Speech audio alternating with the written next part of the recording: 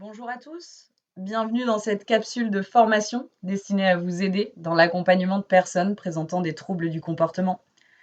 Voici les objectifs de cette capsule.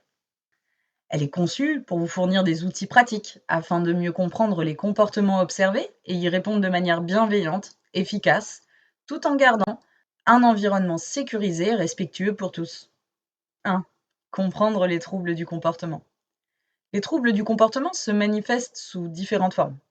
Irritabilité, agressivité, désinhibition, errance, opposition sont les formes dites productives qui se voient. Elles prennent racine dans des formes dites improductives. Le stress, la frustration, l'anxiété, des besoins émotionnels ou physiologiques non satisfaits. Il est essentiel pour un futur accompagnant éducatif et social de comprendre ces symptômes afin de mieux les accompagner. L'irritabilité sont des réactions excessives face à des événements banals, signes de frustration non exprimée. L'agressivité, voire la violence, sont des comportements physiques ou verbaux visant à nuire à autrui, souvent en réponse à une détresse émotionnelle ou à une incompréhension. La désinhibition est une absence de filtres sociaux, expression spontanée de pensée, d'envie, sans se soucier des conséquences. L'errance, une tendance à se déplacer de manière répétée sans but précis, souvent observée chez des personnes âgées souffrant de troubles cognitifs. On l'appelle aussi la déambulation. L'opposition est une résistance systématique, souvent observée chez les enfants ou les adultes dans des situations d'autorité ou d'instruction. Ces comportements sont souvent liés à des troubles sous-jacents, comme le TSA, les troubles du spectre de l'autisme, les troubles neurologiques, les troubles psychiatriques ou encore des décompensations liées au vieillissement. Il existe plusieurs approches théoriques pour accompagner les troubles du comportement. La première, le modèle comportemental, est celle que vous utilisez lorsque vous faites du renforcement positif. C'est une approche qui repose sur l'idée que les comportements sont appris et donc peuvent être modifiés. On modifie le comportement visible sans nécessairement se concentrer sur la cause profonde. Il y a aussi le modèle cognitivo-comportemental, qui part du principe que les pensées influencent les émotions et donc les comportements. En modifiant les schémas de pensée dysfonctionnels, on peut améliorer les comportements. Par exemple, en apprenant à une personne agressive à identifier et à reformuler ses pensées négatives. Cette deuxième méthode nécessite une formation. La troisième est basée sur le modèle humaniste, comme la méthode de validation que nous allons développer de Naomi Feld. Elle met l'accent sur l'écoute active, l'empathie et le respect des besoins fondamentaux des individus. Elle est particulièrement utile dans les situations de déconnexion émotionnelle ou de démence. La méthode de validation de Naomi Feld. Cette méthode s'applique principalement aux personnes âgées, atteintes de troubles cognitifs, comme la démence. Elle consiste à valider les émotions de la personne, même si les perceptions sont déconnectées de la réalité. Par l'écoute, l'empathie, vous pouvez réduire l'anxiété de la personne et améliorer son bien-être.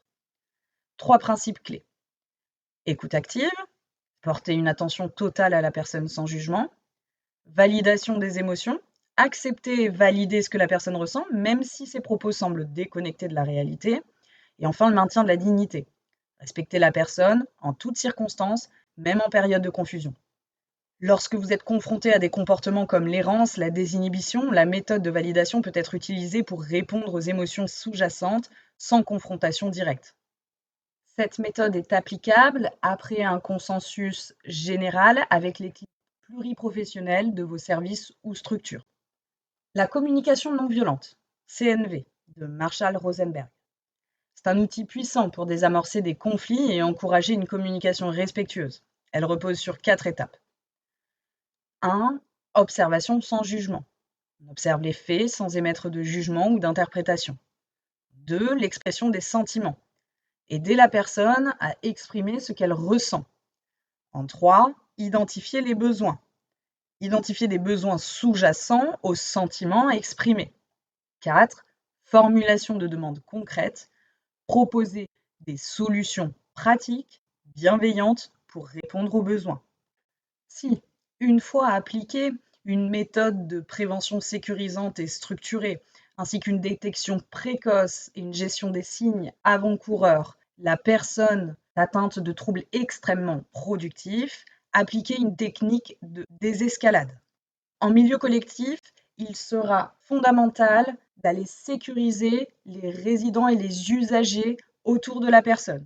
On ne cherche pas à mobiliser la personne atteinte du trouble, mais bien l'environnement et l'espace. Proposer aux autres résidents ou accompagner-les dans un endroit plus calme. Chose faite, encadrer la personne de manière calme et rassurante. Cependant, appelez des renforts si nécessaire. Si la situation devient incontrôlable, faites appel à des professionnels ou aux services spécialisés.